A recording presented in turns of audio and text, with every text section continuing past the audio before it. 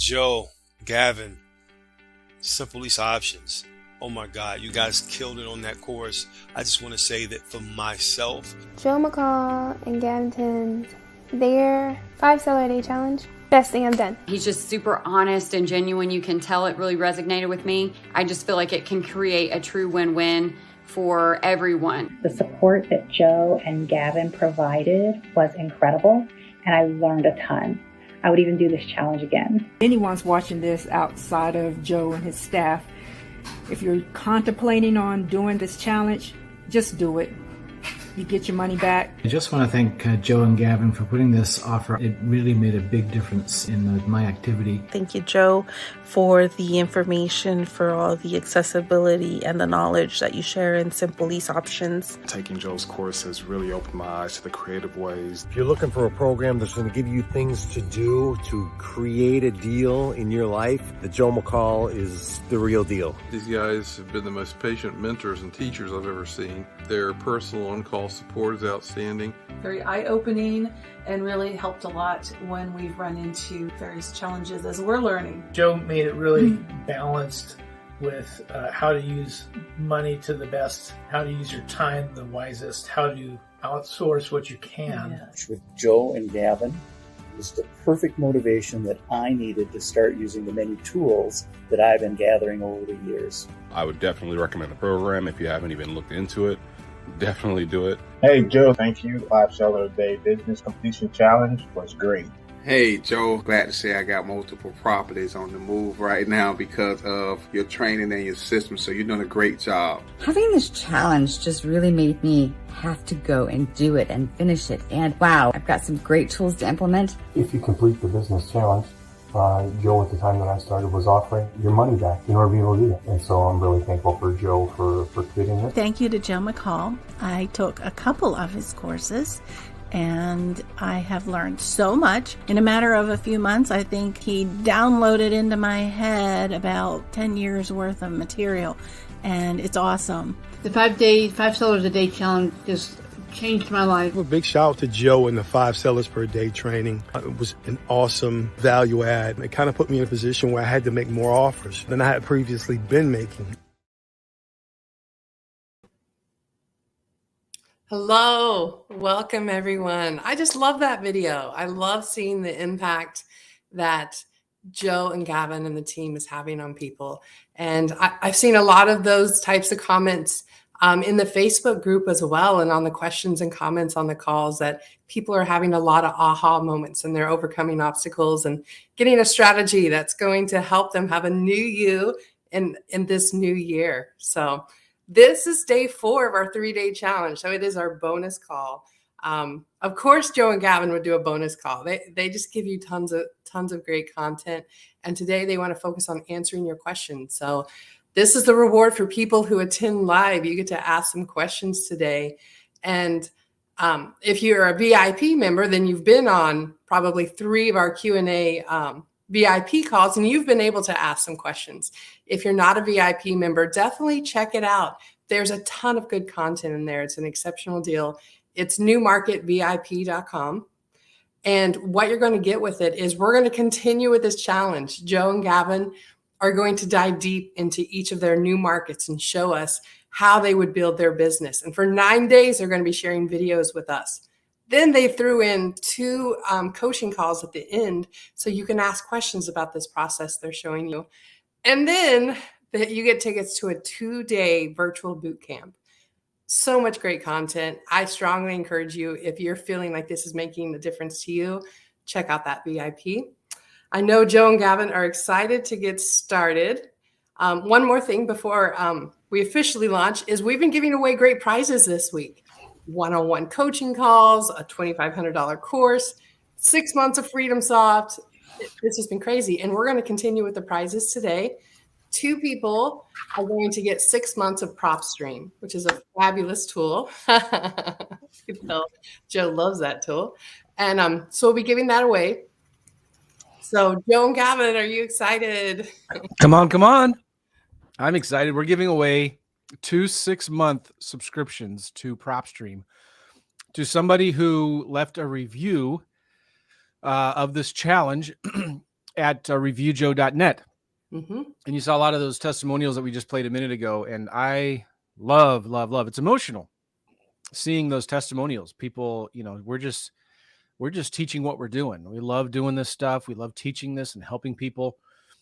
And so we get the privilege of getting awesome testimonials like that. And by the way, did everybody notice that I had more than Gavin did? Oh, did everybody notice? No, I'm just kidding. But I just realized I was on mute the whole time. Sorry. Oh, you were? Okay. Yeah, but it's unfair because it says Review Joe. All right. Oh, that's so. And all the questions, yes, I'm not having it. I'm not buying all that. It's rigged. It is. It is rigged. I'm going to show you guys something here, not to brag, but to kind of brag. Every time he says not to brag, we know what's coming.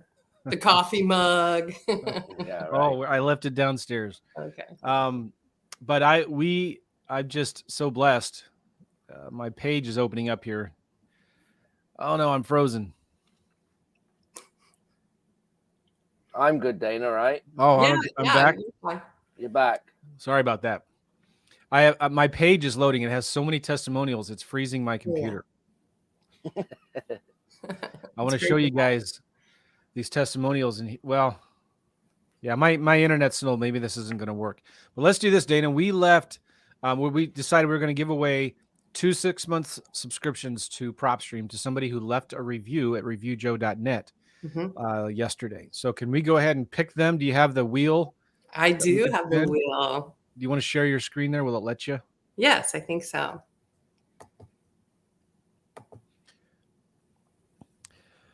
All righty. It's coming. It's coming. We've got some people commenting here before. Come on. Good point, Gavin. I don't know what that means. Do you see the wheel? No, I don't see it. Oh, okay. Let me. Oh, there we go. One more click. Now do you see the wheel? Here we go. Here it comes. Okay. There it is. All right. The winner of one of 2 6-month subscriptions to PropStream, which is $97 a month. Yes. So it is who? Yvonne Lillard. Nice. Yay. Awesome. Right.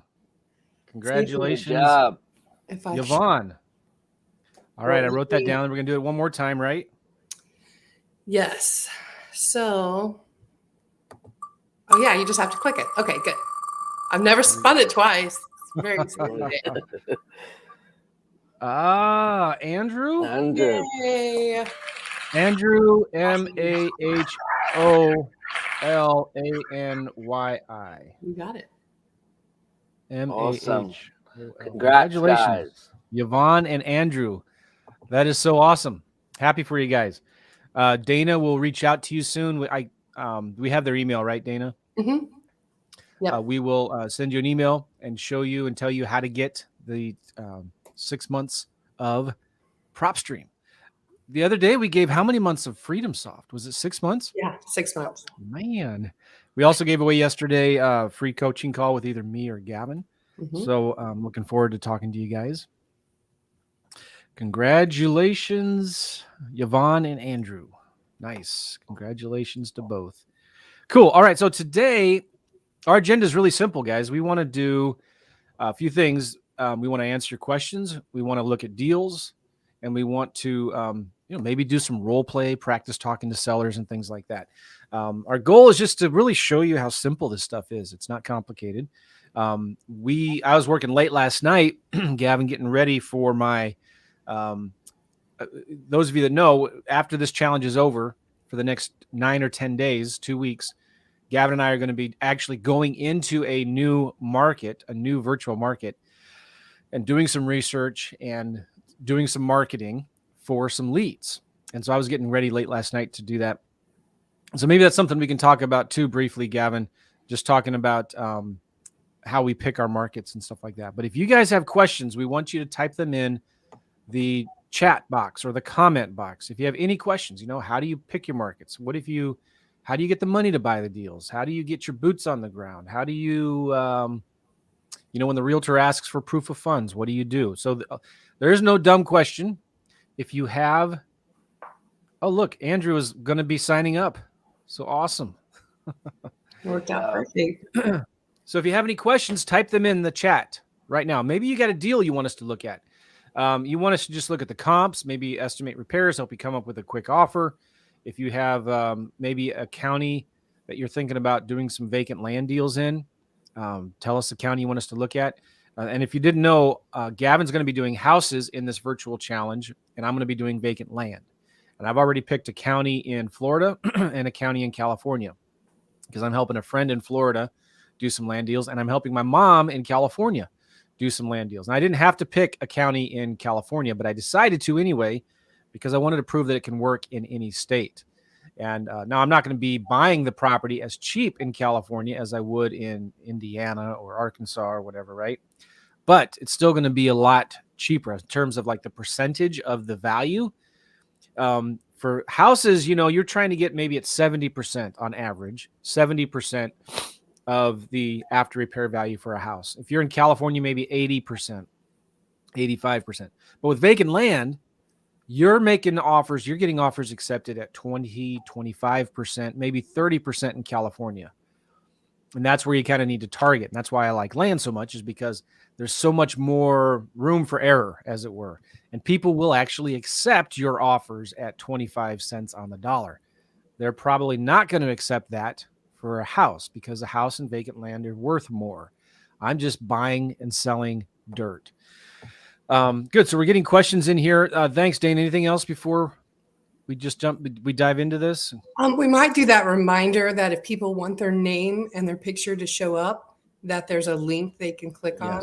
Yeah, very good. So like this one, you Facebook user right there, you have a, how do you sell vacant land?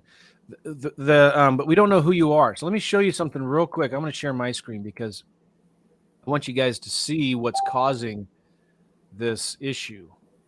Well, my internet's really slow. You guys can hear me and see me okay? Yeah. I guess all my testimonials are still loading up. It's just like slowing down the whole internet. Bad joke. All right, sorry. All right, so here I'm going to share my screen. All right, you see that? Now, when we don't know who you are and we just see Facebook user, it's because, how do we hide the comments here? Hide current comment. There we go. Because right here, if you look, this is us live right now. And there's a paragraph here in the description that says, I'm going live using StreamYard. Before leaving a comment, please grant StreamYard permission to see your name at. So if you click this link right here, StreamYard.com/Facebook, it's going to open up a thing saying, hey, let StreamYard see your live comments. And when you click that, it will then allow us to see your picture, your face, which will be really nice. Cool? So from the Facebook group, if you see this thing right here, click that link and we'll be able to tell who you are and call you out by name, and you don't have to be anonymous anymore. All right. So thanks, Dana. Stick around. Definitely. And don't go anywhere. We appreciate you and your help. Where would we be without Dana, Gavin? I don't know. In a mess. A complete mess.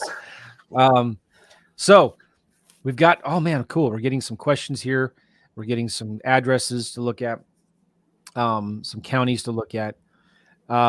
Let's talk real quickly, Gavin, because we're getting a lot of questions about how do we pick a market. And I wanted to answer it yesterday, but I forgot. We ran out of time. Just, because people are, they're in New York. We have people here watching, listening from the other part of the world. So, what are some of the things we look at for houses? You talk about houses for a minute, and I'll talk about vacant land. Yeah, absolutely. I'm getting a little feedback. I don't know why. I'll turn you way down here on my volume, my speaker. All right. Thank you. Yeah, so houses. Obviously, the United States is huge. Okay, we talked about this week about how many, obviously, states there are within them states, how many counties, how many cities, and so on. So what I like to do, and I've kind of already mentioned this, I'm going to speed through this a little bit here, is kind of where did you grow up? We talked about that. Where do you know? Where do you live? Where do you have friends? Where do you have family? To try and narrow it down to 2 or 3 counties before you actually start to do your research. That's what I would do. And then within them counties, what I look for if I'm going virtual is that you want to go to where there is the ability to do multiple strategies. Okay, so what I mean by that is that if you go in a virtual market where flipping works, buy and holds, lease options, owner finance, I guess sub 2 could work anywhere, but any of them strategies are going to work in one market. So for instance, California and high-end markets is not a buy and hold market. Okay, you can still do lease options there, but depending on how high a market it is, then the percentage of tenant buyers that can't buy a house today, okay, that can buy it in a year or two, again, on a really expensive house is going to be probably 1%. Versus if you're fishing in a more affordable market, you have a lot more buyers to kind of work with on a lease option. So I think going into a more affordable, meaning probably the average price being like 150 to 250 as a medium price area. So you're looking at, your Midwest markets, some places in Florida, your Carolinas, places like that. And they're going to be also rental markets. So also what we look at as well, if needed, is what does the rentals look like, right? Making sure there's active rentals, making sure you've probably heard of the 1% rule. So if it's worth $100,000, it rents for $1,000. That's just a quick rule of thumb. A lot of investors want better than that, but it gets you in the ballpark to make a decision. So once you have this information, that will probably, tied into, did you live there? Do you know people and all this, will swing a market that you should focus on. And then once that market is picked, it's now what you do with that information moving forward is what's going to get the results. There is no such thing as, is this market better than that market? You can do deals everywhere. It's easier to eliminate markets than picking markets because there's endless markets that you could pick, endless counties and zip codes within them counties. So in the training, I'm going to be making fast decisions to pick a market, and then I'm going to dive into looking at the numbers to make sure I have enough data in that market to then warrant, am I going to stay in this county? And if I am, how long do I have to stay in this county before I have to start picking up surrounding counties? Okay. And as long as that's part of your plan, then you can execute that. All right. So you've got to make uncomfortable decisions. Why is it uncomfortable? Because you have no idea if it's a good market or not. And you won't, other than the things that I've told you. Okay. So price points, rents, okay, buyer activity. If you start there, pair that with, again, did I live there? Do I know anything about it? I don't have that luxury. I mean, I've traveled now the US, but when I started, I've only just arrived in the US a few years when I started. So I had no luxury of knowing anything. So I just had to pick a market, which was Jacksonville, Florida. And I made mistakes because of the time zone. So I learned from that as well. So that's how I would do it.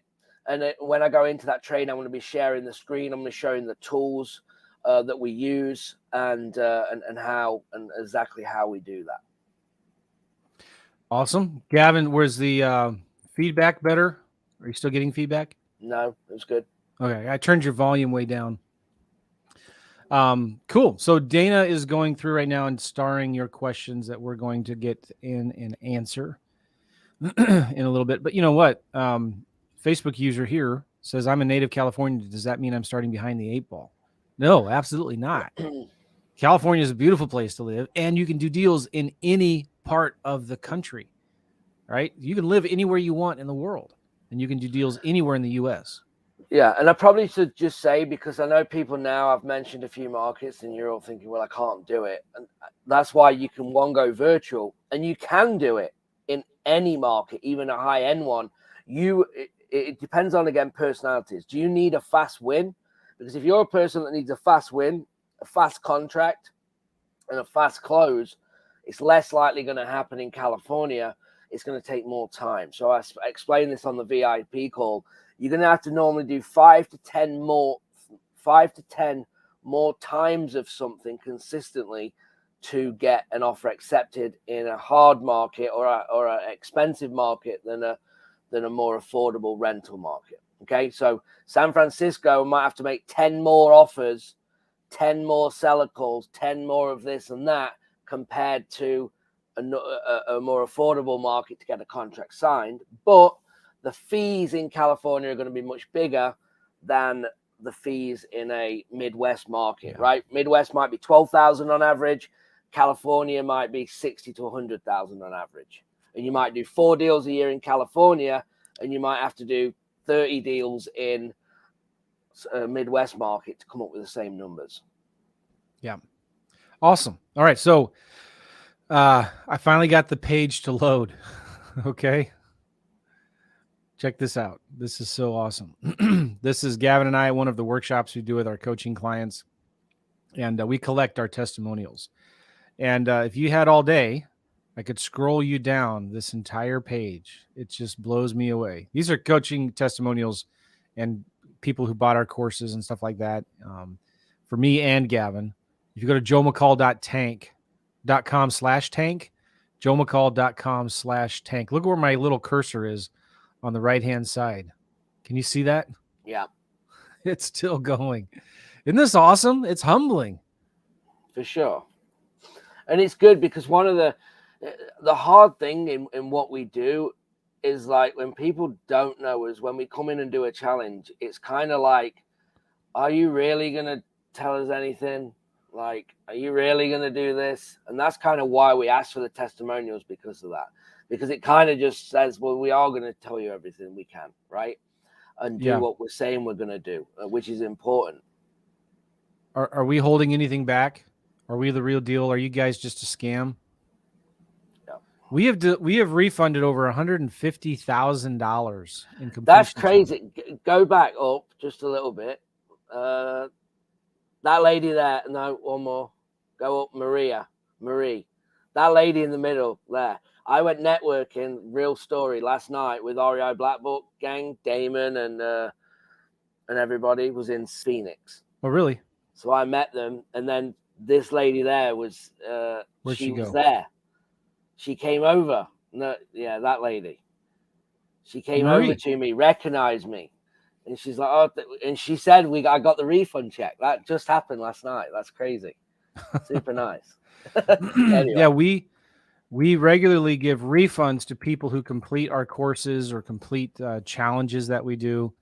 And we've literally given over $150,000 in refunds. We also got a ton of people that send us checks from deals. This is our braggadocious wall. It's so much fun because I love here's the thing. I get a bigger kick out of helping other people do deals than doing our own. Okay. It just means so much more because we're affecting and impacting other people's lives. It's about leaving a legacy. And I'm hoping that, I mean, we do 3 podcasts a week. We have over 10 million downloads of our podcast, hundreds of thousands of YouTube views and things like that. Why do we do all of that? Well, we just like it. We love getting pictures of guys like this. Corey, who was in Pennsylvania doing lease option deals, right? Come on. He got that cash because he wanted to show his daughter what money looks and feels like. All right. So anyway, enough of the bragging. This is our So Tell Us page. We have 4.9 out of 5 stars of 446 reviews, all verified. But I wanted, okay, that's enough. Sorry. Last night I went into and I started doing some research for picking a county in Florida. And I also picked a county in California. You know, what's interesting is Gavin will appreciate this. After doing all of this deep scientific research, you know, pretending like I'm a NASA scientist or something, I was analyzing all these counties in Florida, and I was like, oh my gosh, after an hour of doing the spreadsheet and comparing and ranking and getting stats, and like, this is stupid. So I picked a county finally, and then I went to California, and I literally picked a county in California in like 5 minutes without even doing a spreadsheet. Okay. So I'm going to show you real quick how I picked a county in Florida. And then I'm going to show you how I picked a county in California. But, you know, you just go to a website like LandWatch. Remember, we talked about this. This is important, whether you're doing houses or land. We're following the demand. We're following the demand. We want to know where people are buying properties and what are they buying, right? We don't care where people are listing properties. We care where they're selling properties, where there's actively sold properties. So here's Florida on landwatch.com. Remember, we're going after small, rural, vacant land.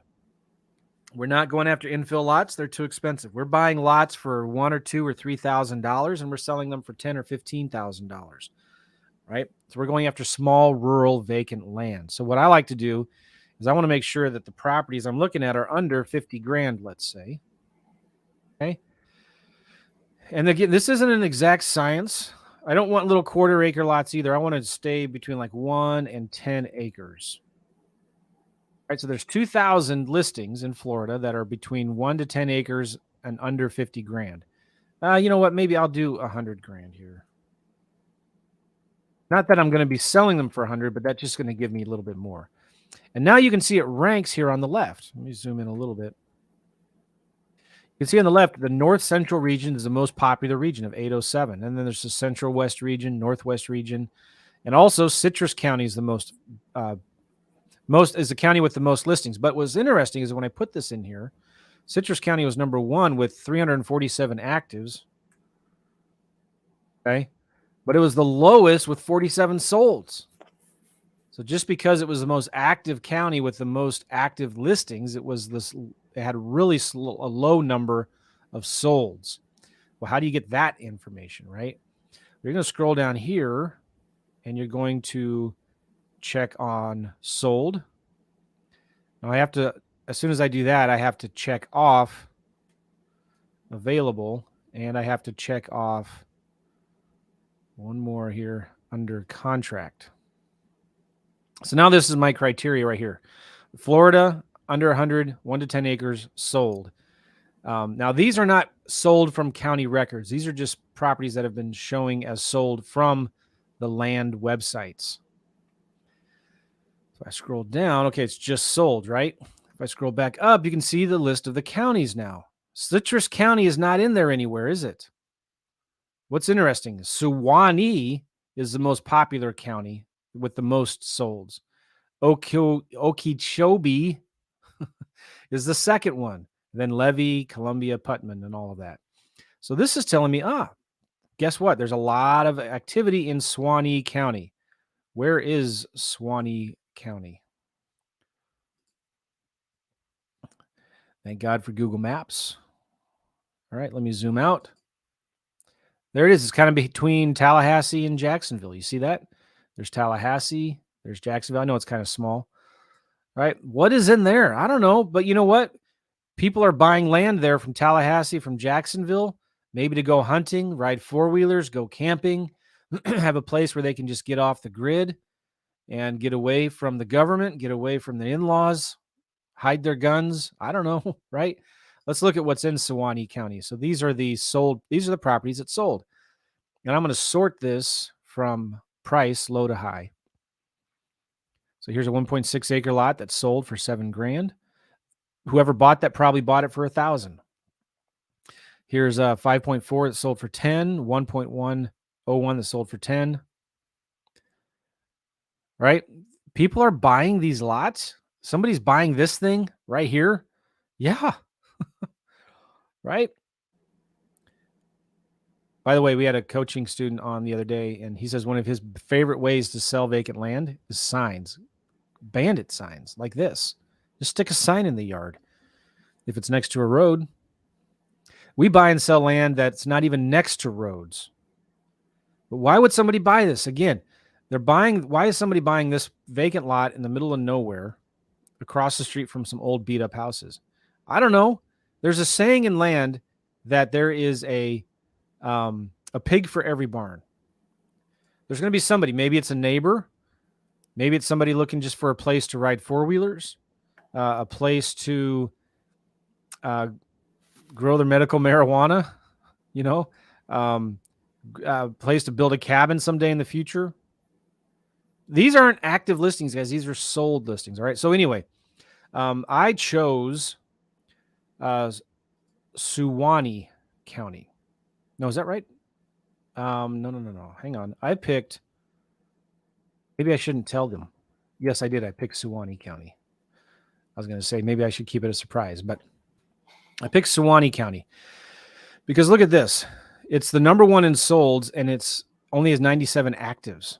So there's a big proportion, much higher ratio of solds to actives. Okay, that's kind of what I did here. The highest one was Gilchrist, but Gilchrist had 141 solds to 15 actives. But I'd rather stick here. And then you know what? I went to another site and I found out, well, how good of a list can I get? This is also important to understand.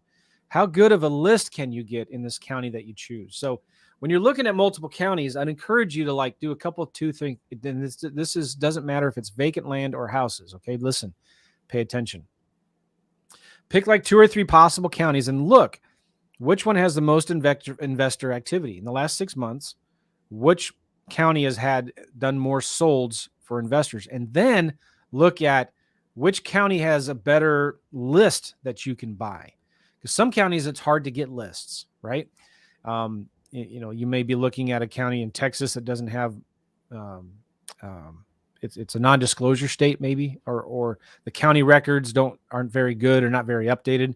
So take a look at PropStream, ListSource, whatever you're using, FreedomSoft for lists, and see which ones can give you a bigger, better list of equity, non-equity, absentee owners, non-LLCs, so you can skip trace and call and things like that. So I really like Suwannee County because the service I use for getting my land lists, I could get a really good number of people there. And the list that I pulled was 1 to 10 acres, excluded people who lived in the county. I want to make sure there was no improvements. There was no living area in the data. It had sold at least 10 years ago, and it wasn't not listed.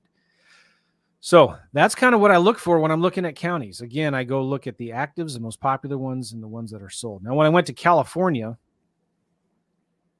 I was getting tired. I was like, oh my gosh, why am I wasting all this time doing this stupid searching?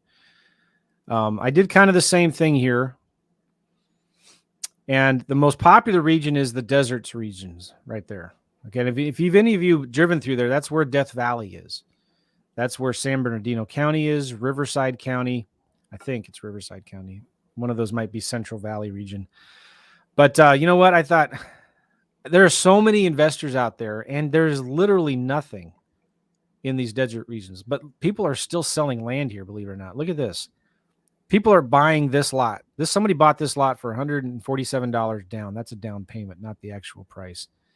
Somebody bought this vacant lot here,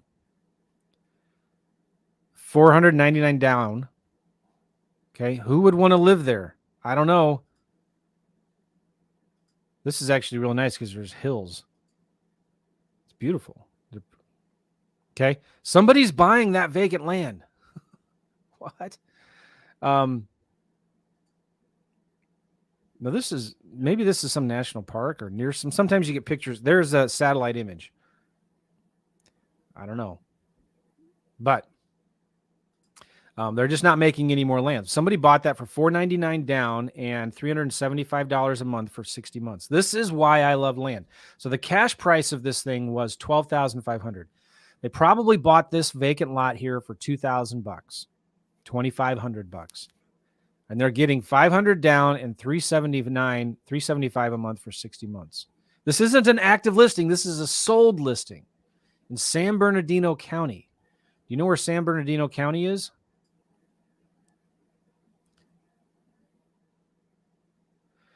There's LA. There's San Bernardino County. It's a huge county. It goes through the Mojave Desert. It's south of Death Valley. Look at the satellite. There. Do you see that? Let me zoom in. Okay. Do you see much green there in San Bernardino County? It's nothing. And Death Valley, by the way, if you ever get a chance to drive through Death Valley, it's absolutely incredible. It's beautiful. It's one of the hottest places in the world. Right in between LA and Las Vegas. But like, there's people flipping vacant land here, and there's people actually buying vacant land. Yeah.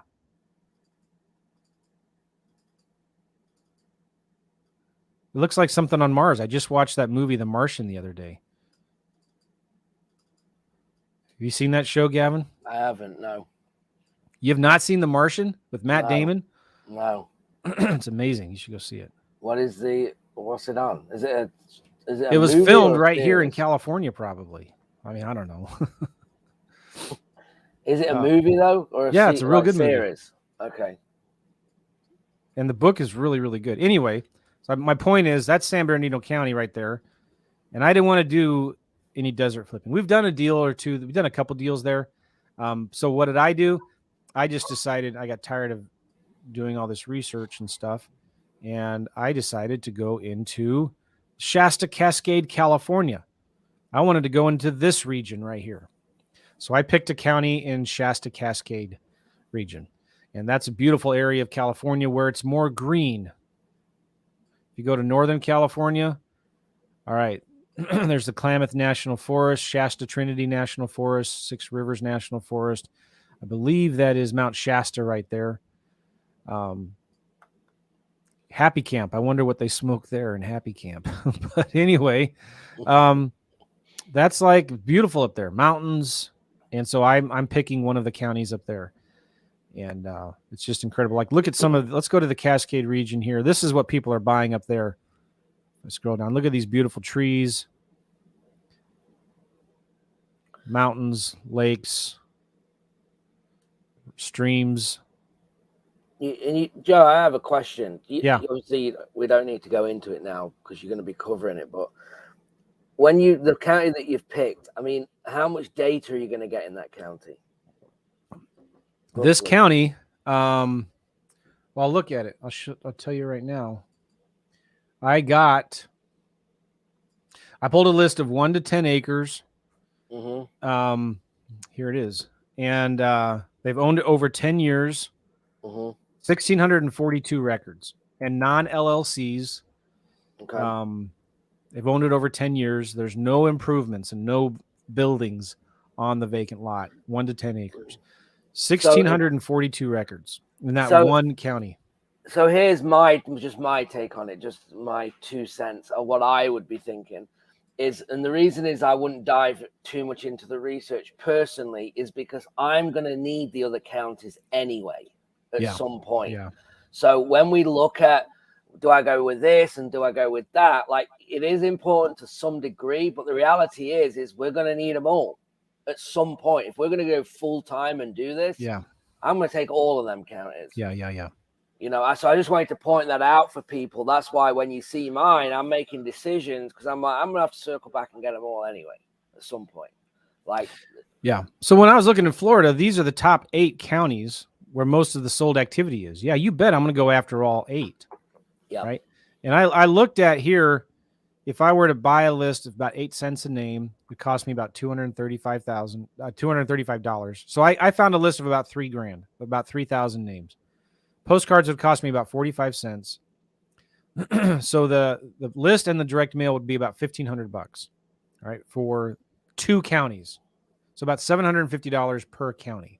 All right, for the list and sending the postcards. I get about a 3 to 5% response rate. So I did 3.4%. I'm going to get about 103 leads from that. I get a contract about 1 every 25 offers. Let's say 30. All right. So I'm going to get about 3 to 4 contracts. My average profit's 10 grand. I'm going to make 34 grand on this one campaign. I know my numbers that well. And how much follow up on that? You know, roughly? Not much at all. Not much at all. I mean, we're not doing as much follow up as we should because I'm not knocking my son, but he's got more important things to focus on, like girls and school and stuff like that, right? But now that I'm getting more focused into this, I'm going to have Whitney manage it for me. We're getting virtual assistants to do it for me. You know, this number is going to go up from the follow up. I know. So we're doing a little bit of follow up, but not consistently like we should. So on worst case, we're doing 1 contract for every 30 leads that we get. It should be more like 20 to 25. Not bad numbers, right? Not bad at all. That's why I love Vacant Land. And we're going to be sharing the details and all of this and the step-by-step stuff in the next 9 days as we're going through and documenting our progress as we're going into new markets, and in the boot camp, the 2-day boot camp that's coming up. So you've got to come to our boot camp. I'm telling you, it's going to be awesome and amazing. You're going to get the recordings of these challenge videos for you get access to those for a couple weeks. You get the recordings of the coaching calls. Gavin and I are doing 2 more coaching calls. We're going to be releasing videos starting next Monday, every day of us as we're going into these markets. You're going to see the tools that we use and how we got them and what we're doing and the leads that we're getting. And then we're doing a 2-day boot camp.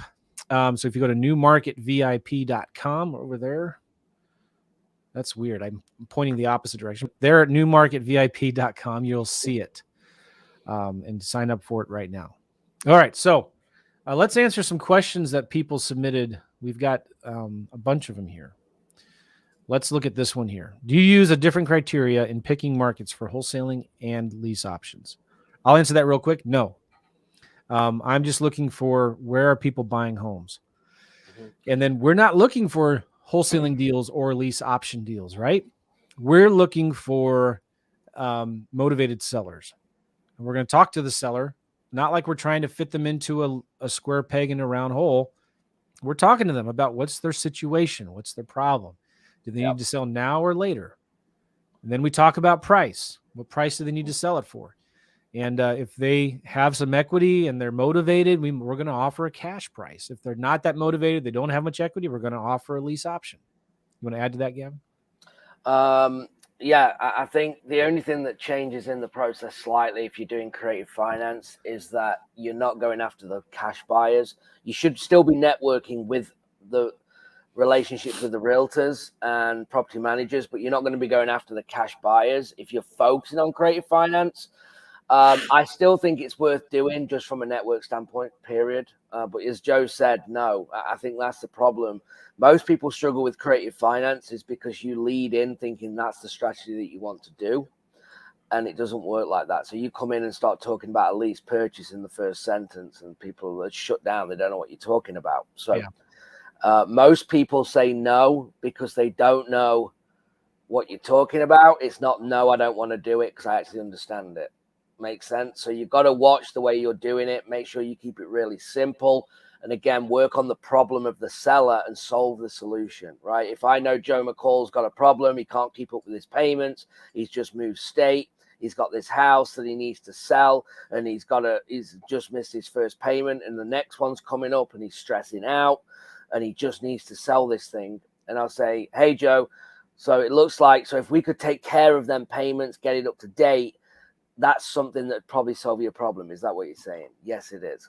And from what you're saying as well, I'm going to be honest with you, Joe, like I make cash offers, but for what you owe and for what you want for this property, it's going to be way under, right? And I don't think that's going to work. And it also isn't going to solve that problem for you. So what if we did this? What if I could make some payments to you, maybe take over the property over a certain amount of time, and then I can, pay you out in 10 years, bring it payment, I'll make all the payments, look after the property. That probably wouldn't work, would it? Again, what is the problem and what offer am I going to do to solve that? And if you can become you're a property solutions company, that's what you do. You solve problems, okay? If you identify the problem, you bring the solution, then you'll have a deal. Very good. How do you sell vacant land? A couple ways. Number one, Facebook Marketplace. Number two, Craigslist. Number three, go to land.com. And there's a bunch of websites on land.com to sell them for. You can hire an agent to sell your vacant land. You can go to brokerless.com, like a broker, and then less, LESS.com, and pay $99 for a flat fee MLS listing, put it on the MLS. And as you start doing more and more, you're going to build your buyer's list. You can email your buyer's list about it. And anything else? Sign. Yeah. So like Henry, one of our coaching clients, he likes to sell a lot of his land with a sign. Pays somebody to put a sign on it. And I think as well, for anyone, even houses, if you take the property down and you own it, okay, so if you fix and flip or you're a wholesaler where you take the property and you actually own the property, and you can still do it if you don't and you have a contract and it's vacant, you should always put a sign out in the yard. It's easier when you own it because you've got nothing to lose. We did. So we'd get calls off the sign while we're doing a flip. We'd have a sign out front that we're wanting to buy houses and people would call and say, hey, I've got one for sale right in the neighborhood. So I think a sign's always going to work.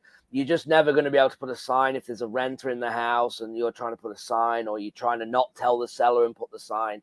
Like, don't do any of that. You've just got to say, just be honest again, remember, and be honest with the seller and say, hey, I know no one's living there and we're under contract. Do you mind if I put my sign out front? That we buy houses. Is that okay? And they can say yes or no. And often they'll say, yeah, no, that's fine. Do that. So I just want to share that it's on the house inside as well to get them signs out. Nice.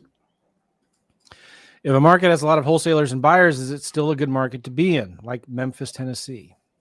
What would you say to that, Gavin? I'd say competition's a good thing, number one. Yeah, I think, as you just said, competition's great, and it's collaboration. It's not competition. I want to get around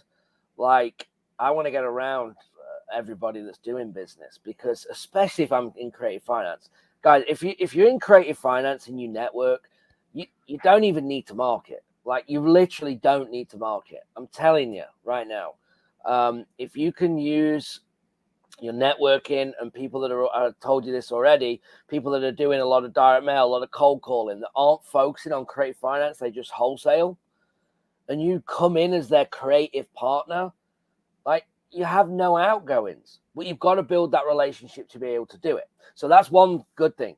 The other thing is, as well, there's a lot of activity there. Now, I know a lot of people in Memphis, and I know most of them aren't going to be following up.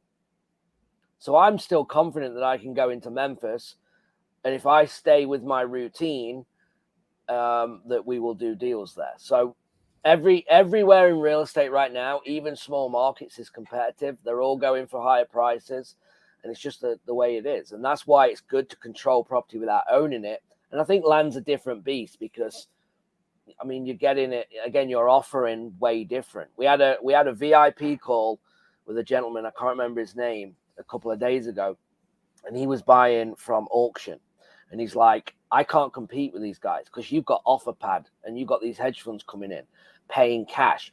But you have to look at the strategy of what you're up against. It's not to do with the market. It's about what they need to spend this money for tax reasons. So they'll come in and overpay because they've got to spend money, and we deal with it. When a hedge fund comes to us and they go, we have, 250 million to spend in the next 4 months, right? We got to get inventory. So they're not going to be buying 70% on the dollar, because there's no way they can do that. They're buying off the MLS. They're buying from wholesalers. They're buying, we're paying more than we want, but we have to get this money gone and invested. And that's the way they look. Also, I told him that people need to keep fix and flippers. People need to keep their crews busy.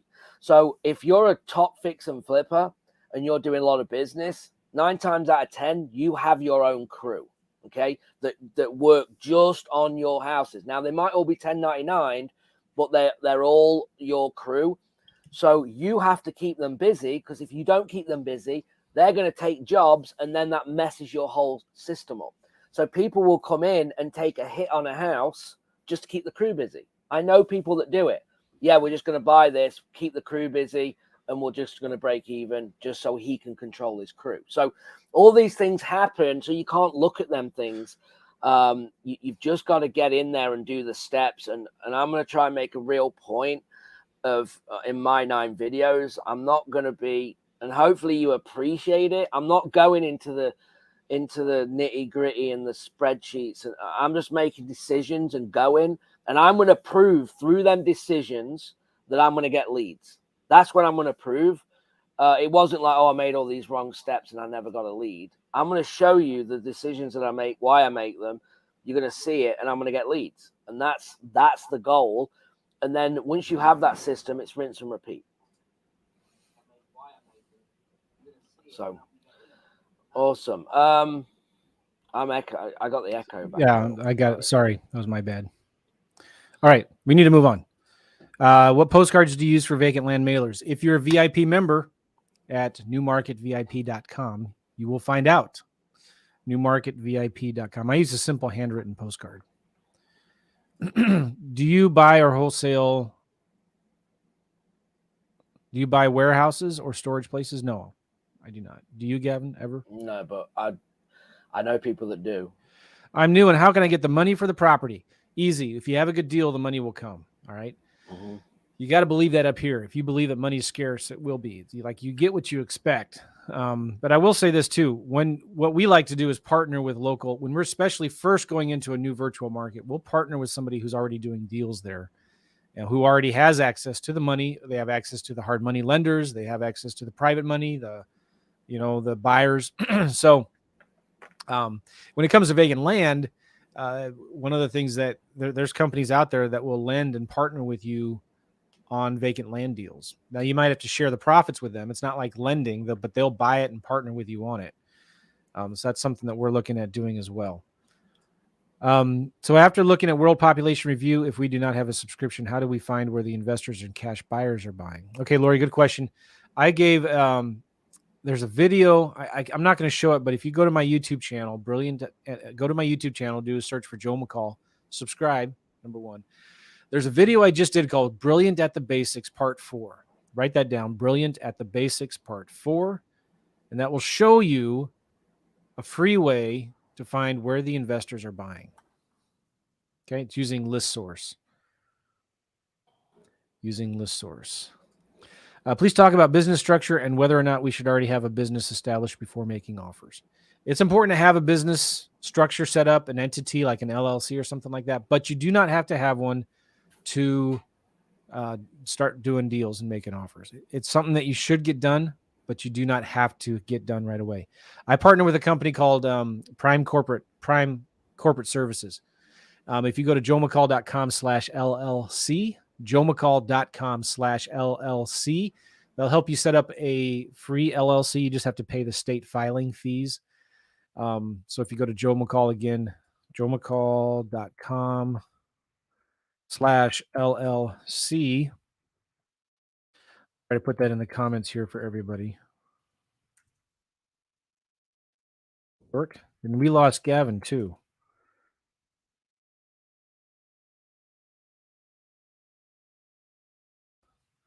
If you go there, I don't know where Gavin went. This will take you here, and you can schedule an appointment with my business partners at Prime Corporate Services, and they will help you. Now, it's free, but they will. You still have to pay like the filing fees. Okay, Gavin, not sure what happened there. That's all right. Take your time. All right, we need to move on. Choppity chop. How do you pay for driving for dollars? It's a good question. What I know a lot of people do is we'll do a small hourly wage and then give them a bonus for any deals that they actually do. Some people just pay 100% commissions. So if they can, so Gavin lost power. He'll be right back. Okay. So you can pay 100% commissions out of the deals. But there's issues where you pay people commission if they're not licensed. That becomes a little tricky to do. So one thing you could do is just pay them a small hourly wage and then pay them a bonus if any of the deals turn into a deal. Or somebody's asking here, what offer would you come up with? Let's just do 15710 North Lawn Street, Detroit, 48238. Let's look that up in Redfin, shall we?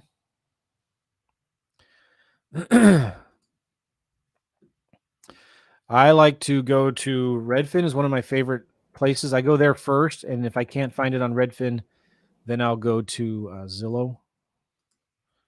15710 North Lawn Street, Detroit. Oh, it looks like a nice house right there, boarded up. The Redfin estimate is 49 grand. Let's see where it is in Detroit.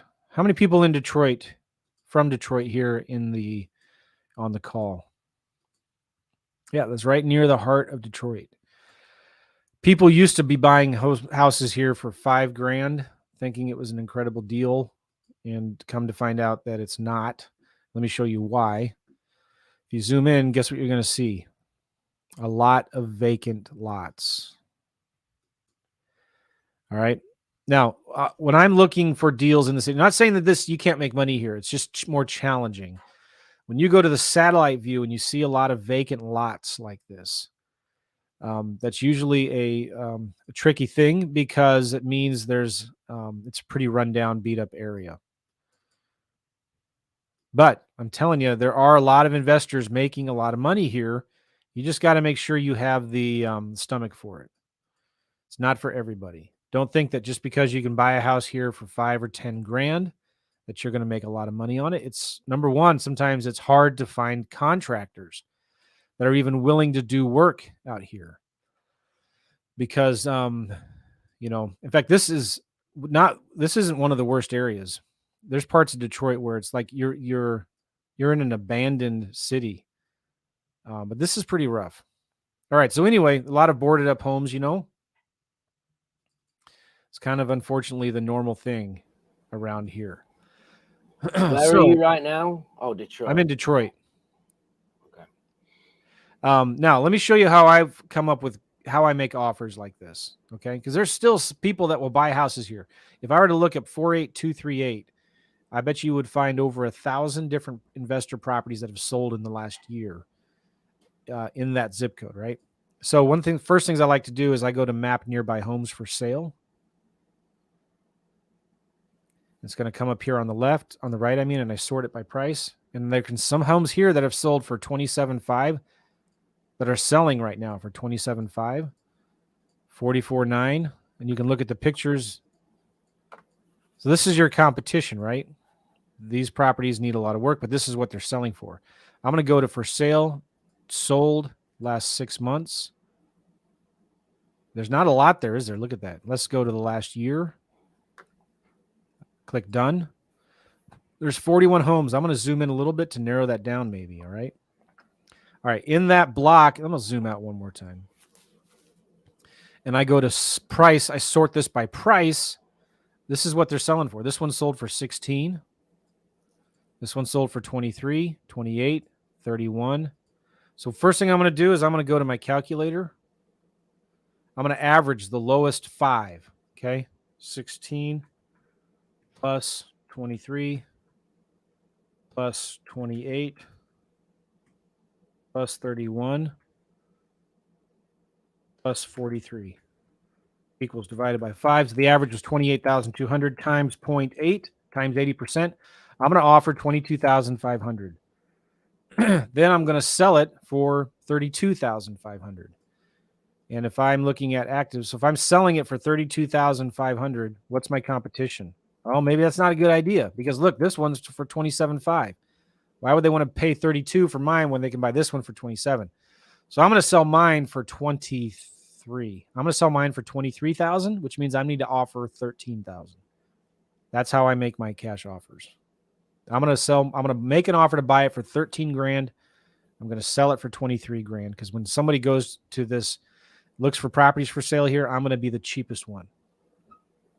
Make sense? You want to add anything to that, Gavin?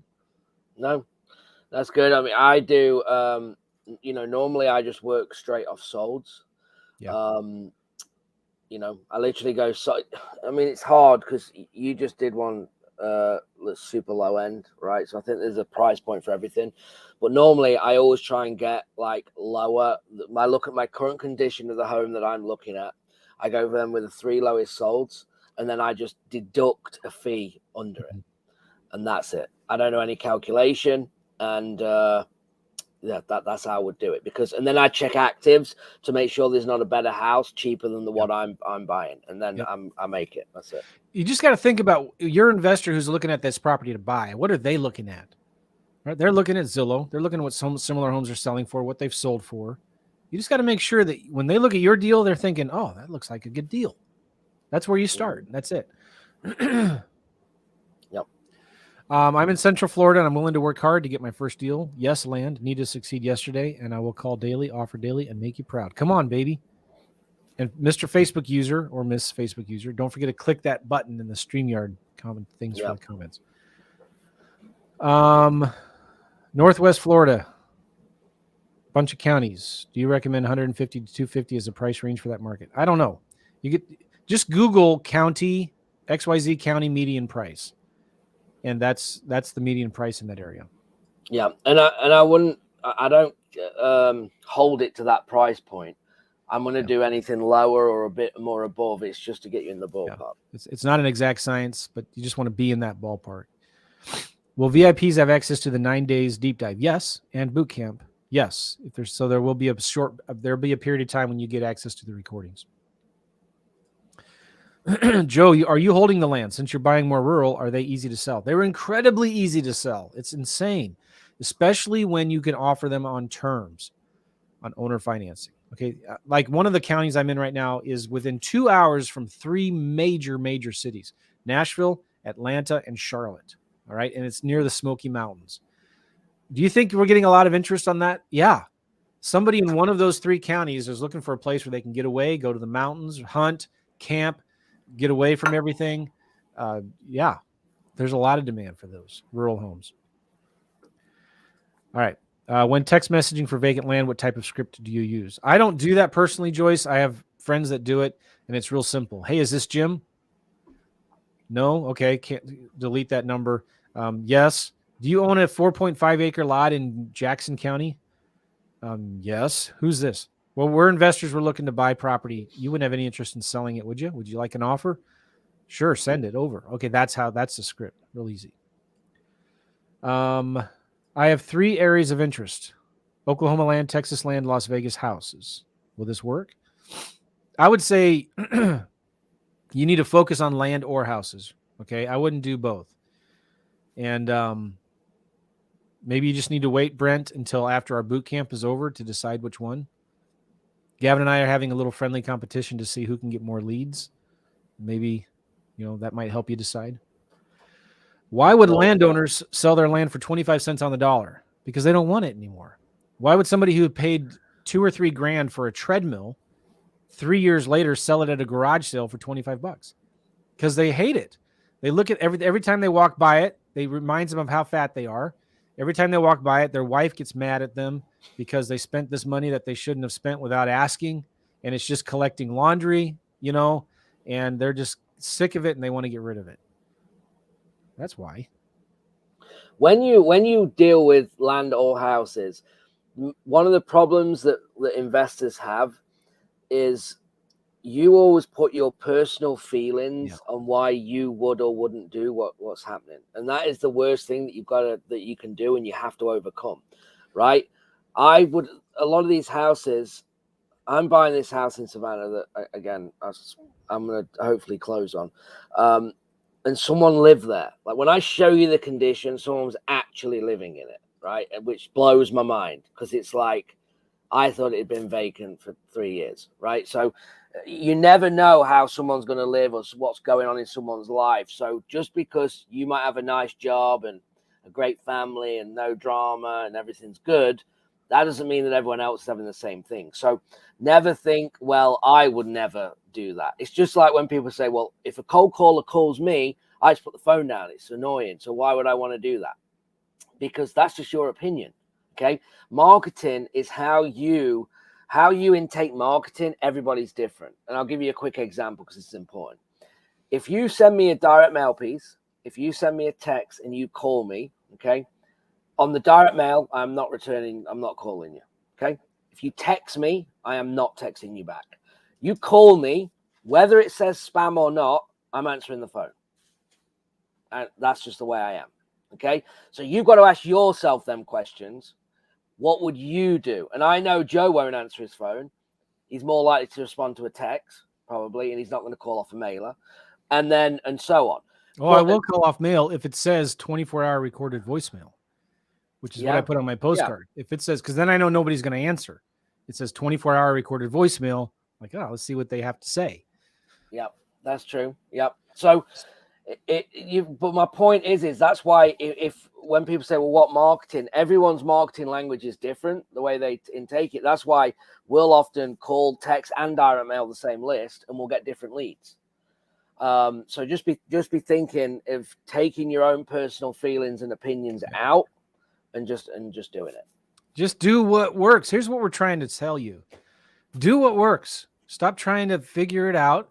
Stop trying to reinvent the wheel. Look at who's doing deals and just do what they do. Yep. If they're sending postcards, then send postcards. If they're making cold calls, make cold calls. If people are doing deals in Detroit, Michigan, and you see who they are and you know what they're buying and what they're doing, just do what they do. There's no secrets here. There's no magic formula. There's no secret list, magic postcard, super secret, powerful, magic duper, super duper script. It's just do it. That's the secret. That's the magic pill. Just do it. Do something and do it consistently. Don't quit and give up too soon. What's your take on foreclosed or sheriff auctions? I have a few coming up in my area. Would you suggest taking a look at them? So I find that the foreclosures and the sheriff auctions or whatever are best for finding buyers. Those guys that are there, they got a lot of money. They got cash. They're probably not going to bid higher than you. That's where the big players play. Go there to find your buyers. Network, find the buyers, get business cards. That's what I recommend you do there. And we're hustling through this because we got a lot, and I'm going to have to leave in about 10, 15 minutes. Gavin might stay. What is the price range for Tampa, Florida, if pulling a list for wholesale exit strategy? It doesn't matter.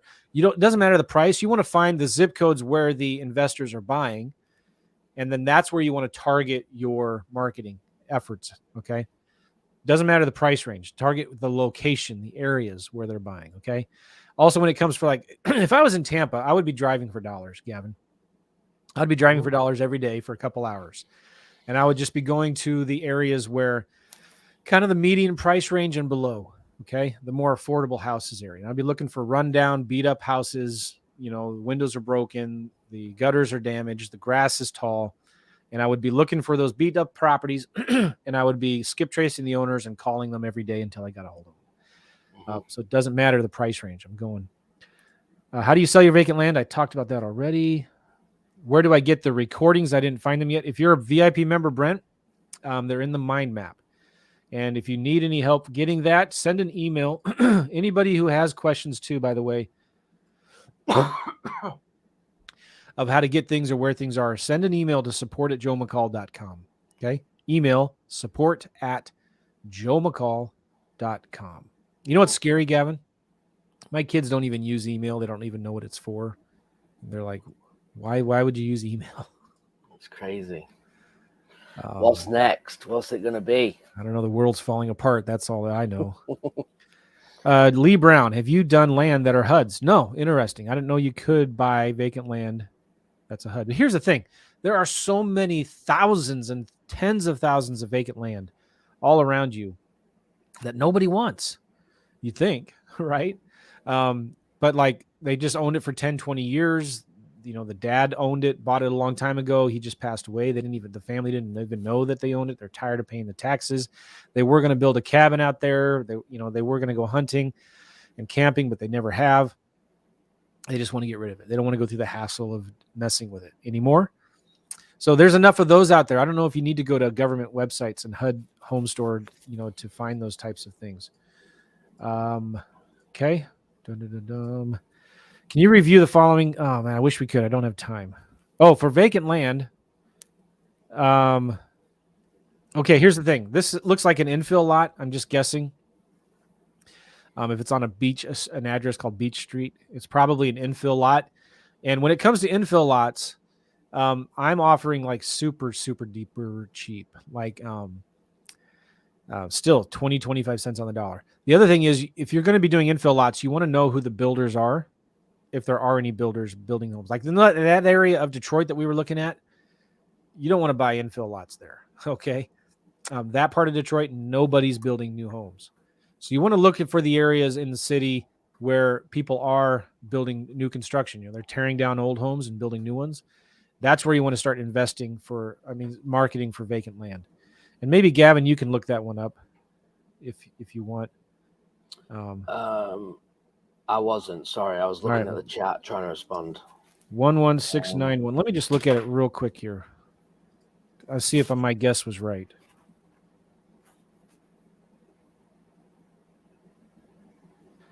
Yeah, it's near Atlantic Beach. It's near John F. Kennedy Airport. So if they're doing new construction there, you can go and see what prices vacant lots are selling for. And I would offer 25 to 50% of that. Okay. But that would not be where I would be targeting. What's the name of the service that helps determine how much you should offer on a land deal? If you're a VIP member, Yvonne, you will find out next week. Mm-hmm. On land, do you look at water rights, mineral rights, watch for pollution, contamination, right-of-ways? Yes, all that stuff, of course, Shannon. But in land, there's a saying, there's a pig for every barn. And if there is pollution or contamination or access problems or things like that, if I get it cheap enough, there'll be somebody that'll buy it. We've bought land before for $50, $500.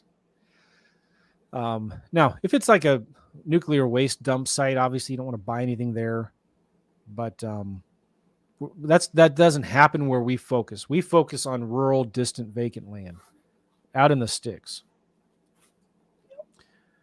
Do you use Rentometer for rental averages? Better or worse than Rent Zestimate? Yeah, so I usually start with Rent Zestimate from Zillow, and then I might look at Rentometer. But I don't spend much time doing that at all, especially when I'm just in my initial making the offer phase. Yep. What's your thought on REI Black Book? I'm good friends with Damon. He's a good guy, good company. I like REI Black Book. I don't use it, but it's a great tool. It really is. I like Freedom Soft, but I've heard many, many good things about REI Black Book. Where do we find the podcast archive? Realestateinvestingmastery.com. That's my podcast. I've been doing it for 11 years, over 1,100 downloads of podcasts, 10 million downloads. It's crazy. In the last 30 days, Gavin, I looked, and we have listeners from over 70 different countries in the last 30 days. That's listening amazing. to the Real Estate Investing Mastery podcast. Realestateinvestingmastery.com. Awesome. Do you use Automated Offer Pro for land deals? No. You could, but I don't. It's kind of overkill for vacant land. Vacant land deals, we're just sending them a cover letter and a one-page contract with a price on it, and we do it inside of Freedom Soft. I'm very interested in your mentoring and coaching. My goal is to show others that with your help, I would do major activities and results in my first 6 months, be a blessing to others as well. Awesome, Mr. Facebook user. Hopefully we're working with you. We're working with you soon. If you don't offer one of those services, is there another way to figure it out? I'm sure I don't know what you mean by that. What contract would you use when you find city property? We have a simple one-page contract that I like to send when I get a property under contract. But here's the thing too. A lot of our deals, we just use the standard realtors contracts, because it's a contract that everybody's familiar with in that city, almost everybody. And as long as the contract says you cannot assign this, every contract is assignable. So it doesn't matter. And when it comes to like the realtor broker stuff, just cross it out. And then I write down non-brokered transaction. But you can use any contract as long as there's consideration. Both parties assign it and agree to it, and there's a price, there's terms. Joe, I have been looking at the land just in my area first. Is that okay? Lee, if you're in an area that's rural and vacant, you want to target 2 to 10, 20 acres, rural vacant land, at least an hour or 2 hours away from any major city. And the reason for that is it's cheaper.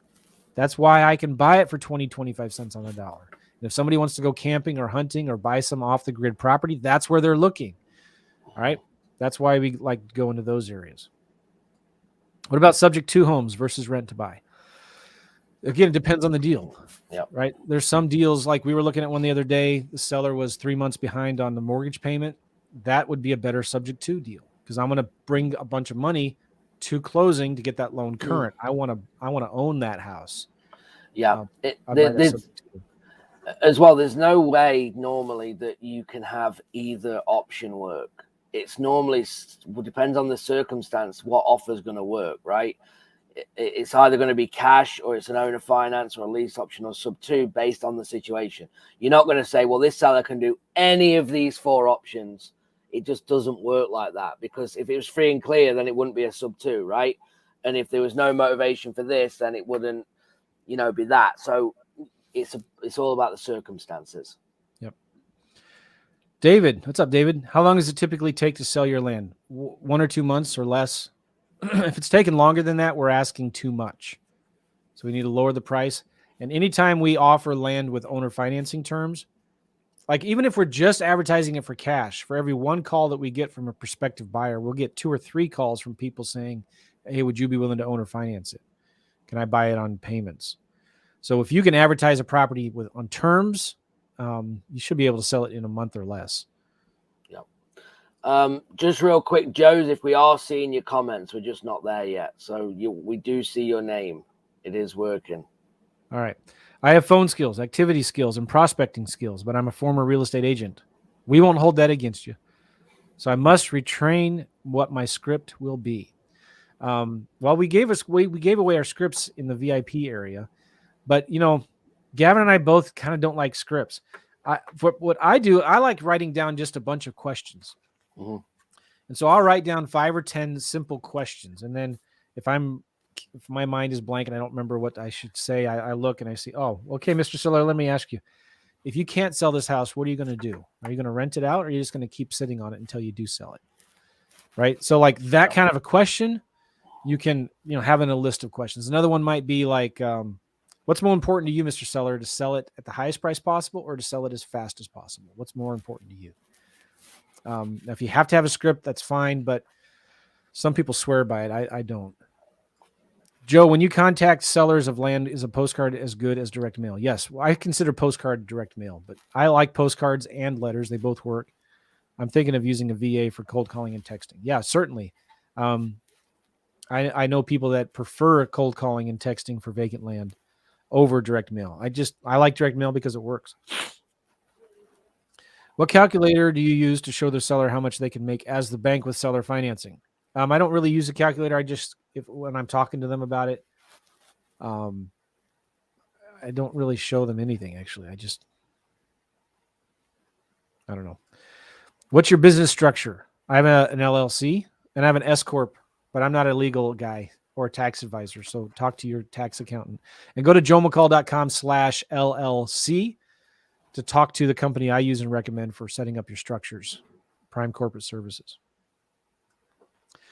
Anybody know of a wholesale friendly title company in Texas? Yes, there's a lot of them, but go check out my guys at closelikejoe.com. Closelikejoe.com. They're a nationwide transaction coordinator closing company. They work with wholesalers all over the country. They do a lot of subject twos and creative financing deals. Closelikejoe.com. All right. And you'll just use them. Closelikejoe.com. Joe, I got to roll in a minute. I'm 5 minutes late. I've just realized for a call. All right. We're going to be wrapping up here soon as well. Thanks, Gavin. All right. Thanks, guys. I'll see you tomorrow. Same time. Nice. Right, Joe? 10 Eastern. Yes. Thank you. Yes. All right. Thanks, guys. See you later, Gavin. Bye-bye. How do you protect yourself from fake sellers? Good question. Usually you find out there's something going on once it gets to closing, and they don't want you to send the money to the title company. They want you to send the money to them. There's something fishy going on. That's what, whenever I close a deal, I'm going to use a title company, and the title company takes care of that, right? Especially if you get title insurance and all that good stuff. Where do we get the automated calculator software, and can you explain how to use it? Susan, the VIP members get that, newmarketvip.com. If you have one of my courses or anything else I've bought recently, you probably have access to it as well. I don't have one place you can go just to get the calculator, but just go to newmarketvip.com, and that's one of the things that you get in there. When Zillow does not have an estimate for a property, does their home value just go off the listing price? Sometimes, Jeff, yes, I've seen that. So it's funny because Zillow, they may say the house before it was listed, they said this estimate was 150, but then it was listed for 175. And so then magically this estimate goes up to 175. Well, whatever. So that's when you need to look at, okay, what are similar properties selling for and what have they sold for in the past? And, you can look at that in Zillow and make your own determination. How would we be able to know what's working now in the market? Listening to us. We're not lying to you. What we're telling you is not stuff we've done 30 years ago. Listen to podcasts, YouTube videos, be on challenges like this. We interview a lot of our students that are doing deals right now. We talk a lot about deals we're doing right now. A lot of my videos on YouTube lately, I've been actually calling sellers live, calling realtors live, making offers on real houses live. And there's a lot of other guys that are doing that as well. Like there's Pace Morby's doing a lot of that. Brent Daniels. There's some big YouTube, what's his name? Jerry Norton's doing a lot of that on YouTube right now. There's a couple, 4 good guys and girls. You can just watch them on YouTube and they're showing you what's working now. It's like, no, there's no secrets. Joe, Gavin, in Detroit, some of the best streets in several neighborhoods become really bad when just driving to the end of the same street. When you want to market to the right counties, so not like the address which we just screened, how would you come up with a list of those right counties? All right, so, whoops. Here is, if you guys go to the YouTube,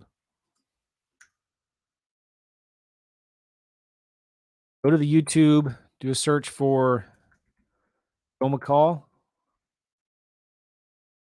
Go to my channel. Hopefully I don't start talking. All right. I got tons. We do about 2 or 3 videos a week in here. All right. There's a playlist I have called Brilliant at the Basics. Okay. And there's 5 videos. I just did the last one the other day. 5 videos in this series called Brilliant at the Basics. And the question was, again, how do you find the right neighborhoods? If you go to part 4, so go again, YouTube, Brilliant at the Basics, part 4, just look for it. You'll see this video I did right here. And in this video, I walk through how to find the good zip codes. And I actually give away this spreadsheet in the video where you can, I'm showing you how to go into list source. Oh, there's an ad. Hold on. All right, sorry. So in this video, I show you how to go into list source, see where the investors are buying properties, copy and paste the data into the spreadsheet that I give you in the video, and then it'll sort and show you the best zip codes. Oh my gosh, you're kidding me. And I'm one of those guys who do these ads. I'm not an HVAC owner. There you go. All right. So you see in yellow, I highlighted the top zip codes where most of the activity is happening. So go look at that video. Go to Joe McCall, Brilliant at the Basics, part 4. And while you're there, give me a thumbs up, right? And go to my channel and please subscribe to my channel, wherever that is. All right. I'm starting to get more and more views. Look at this. Oh, it doesn't show you good stats there. I'm trying to get to 1 million lifetime views. I'm at 732,000. Got a ways to go. But that's going to give you everything you need in doing that market research, guys.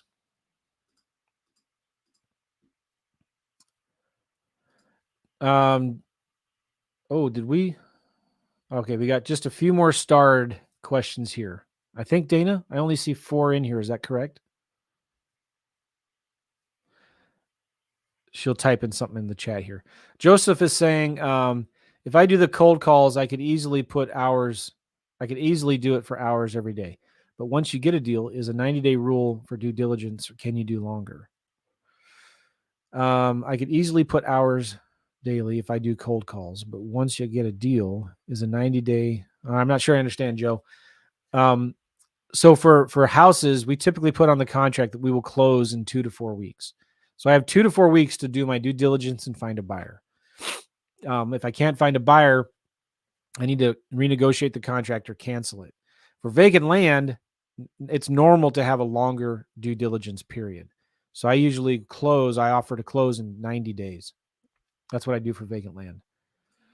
What service do you use that has great skip tracing with accurate phone numbers? I like FreedomSoft. You can do skip tracing right inside of FreedomSoft. You can also use, Gavin uses batch skip tracing. Okay. How do you get title insurance on cheap vacant land? Well, you can get it if you want to pay for it. Typically for something that I'm buying for $500, I'm not going to get title insurance on it. The buyer can get it if they want to. But usually something like that you can call the county, see if there's anything attached to the property. We have tools that we use. We can go in and do some research and look for ourselves.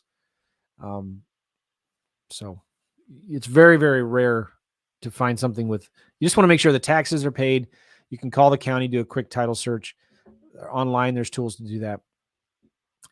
And we use a nationwide title company to do our deals, and we charge the title costs to the end buyer when we sell it. Which dialer do you use, Mojo or FreedomSoft? Good question. Gavin likes to use Mojo, but he's starting to use FreedomSoft more. FreedomSoft is good for quality versus quantity. Mojo is good for quantity versus quality. So FreedomSoft is going to give you more quality phone calls, better, faster connections. You can send a text after you leave a personalized voicemail. Mojo makes it a lot harder. You can't really do that. All right. So that's the last question that I see, guys. Thank you very much. Dana, there's no more, right? I'm going to bring Dana in. Hey, Joe. Hey, yeah, Dana. that's the end of the question. Nice. Yep. You did great. So yes, Close Like Joe is that nationwide title company that I use. They do charge an annual fee, but it's very affordable for what you're doing if you're doing a lot of deals, and they just handle all of the things for you. They handle it all, and they do work with wholesalers and creative investors. And if there is a small fee from the deal, you can charge that to the buyer. I know one guy who charges that to the seller. It's like just part of the normal seller's closing costs. But if you go at closelikejoe.com, thank you, Betsy. Check that out. All right, guys, I gotta make like a banana and split. I haven't done any holy banana pants, Dana. You haven't. Maybe tomorrow. On the last challenge, I was making fun of bananas, and so I used to say things like "holy banana pants." That's awesome, and I haven't done that in a long time.